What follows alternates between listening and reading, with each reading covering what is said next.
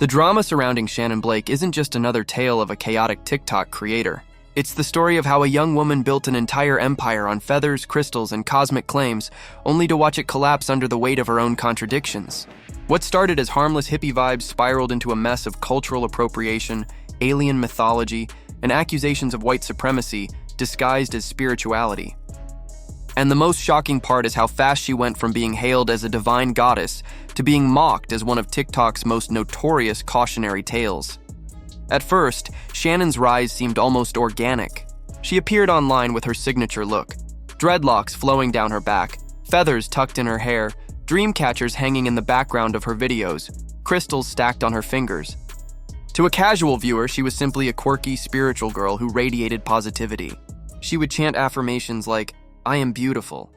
I am divine. I am amazing. I am unique." And for a while, people believed her. Her TikToks racked up views, her songs began circulating, and she carved out a niche as a modern-day spiritual influencer preaching about healing, light, and cosmic energy. But beneath that aesthetic, the cracks were already showing.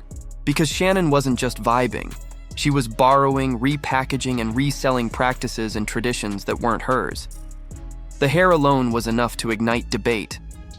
Dreadlocks on white creators have long been a lightning rod, carrying centuries of cultural history that can't be separated from their origins. But Shannon didn't just wear them casually. She built her entire identity around them. For her, it wasn't just a hairstyle. It was the foundation of her brand. And while fans initially overlooked the appropriation, her deeper content revealed a pattern that was impossible to ignore. She was lifting from indigenous and non-Western cultures wholesale, using chants, languages, and sacred rituals as props to craft her online persona. Still, the numbers grew. And instead of pulling back when critics raised concerns, Shannon doubled down. That's when her content crossed over from hippie girl aesthetic into something darker. She started telling her fans she wasn't just a spiritual guide, she was actually a Nordic alien sent to Earth to spread light. The claim might sound like New Age nonsense on the surface, but longtime followers of UFO lore recognize the undertone immediately. Nordic aliens weren't random beings.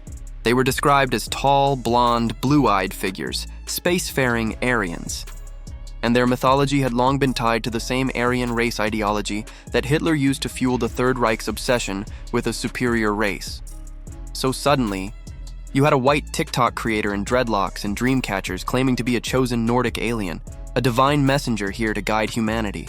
What once looked like cosmic fun now reeked of racial superiority cloaked in spiritual language. Comment sections filled with confusion, alarm, and mockery. Some fans tried to defend her, praising her light and energy.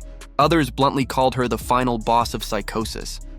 Because once you start mixing alien identity with Aryan imagery, you're no longer just cosplaying as a free spirit.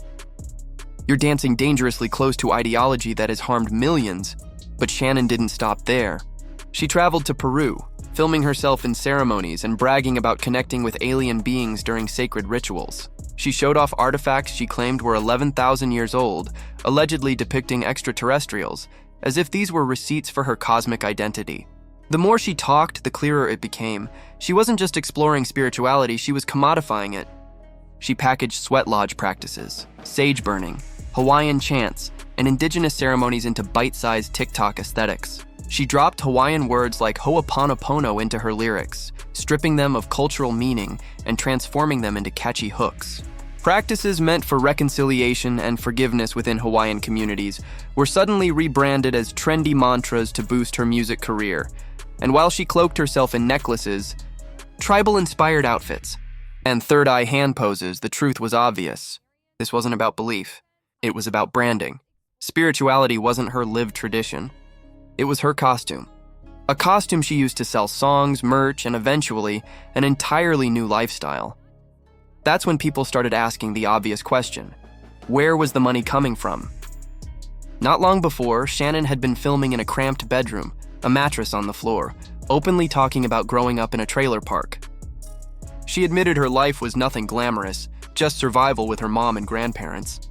But then quarantine came, her TikToks exploded, and suddenly she was posting house tours of a massive home in the woods with luxury decor. Fans in the comments weren't buying the narrative. Some accused her of being a trust fund baby. Others questioned whether her music streams or online presence alone could fund such a glow-up. But eventually the truth slipped out. It wasn't just TikTok or music that paid for her mansion. It was the full exploitation of her spiritual goddess persona, and then came the reveal that changed everything. Shannon Blake was running an OnlyFans. Again, there's no shame in that platform. Thousands of creators use it legitimately to support themselves. But with Shannon, the problem wasn't that she had an account. It was the way she tied it to her goddess identity. She wasn't just selling content. She was sexualizing the same cultural traditions she had already been accused of stealing. She dressed as a shaman, performed chants she didn't grow up with, and then repackaged that imagery for fans to fetishize behind a paywall. To critics, it was exploitation on two levels. First for clout, then for cash. By then, even her music was being re-examined under a harsher lens. Stripped of the aesthetic, most of her lyrics weren't about spreading peace, healing, or cosmic love. They were about herself. Track after track, she positioned herself as a goddess, a savage, a divine being. She called herself activated, enlightened, chosen. The songs weren't celebrations of community or spirituality. They were monuments to her ego. And the delivery only made things worse. That infamous duet clip where she harmonized awkwardly with her partner, who some claimed was her cousin, went viral not for its artistry but for its cringe factor. What she saw as a display of cosmic love, the internet saw as another sign her persona had spiraled into self-parody. The backlash was swift and unforgiving. Former fans mocked her as a cosplay spiritualist, a Burning Man trust fund kid pretending to be deep. Others dragged her outright for weaving Aryan alien mythology into her brand. One viral comment spelled it out plainly. She says she's an Aryan alien. Aryan is the white supremacist race Hitler wanted everyone to be. She's a Neo and she kissed her cousin. The internet's patience was gone.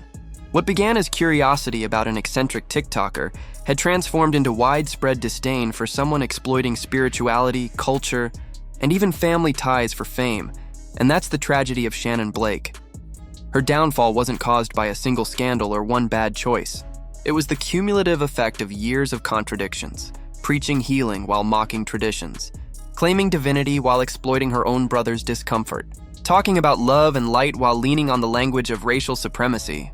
She destroyed her own credibility piece by piece, until there was nothing left but a hollow image of feathers, crystals, and broken promises.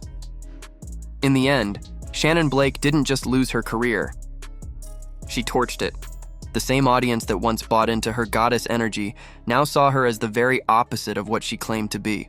Not a healer, not a divine starseed, but a cautionary tale of what happens when image becomes more important than integrity, and when clout becomes the only god you serve. So what do you think? Was Shannon Blake ever truly serious about her spiritual identity, or was it all just another costume to sell clout and cash? Drop your thoughts in the comments, and don't forget to like this video, subscribe to the channel, and hit the notification bell so you never miss the next story we uncover.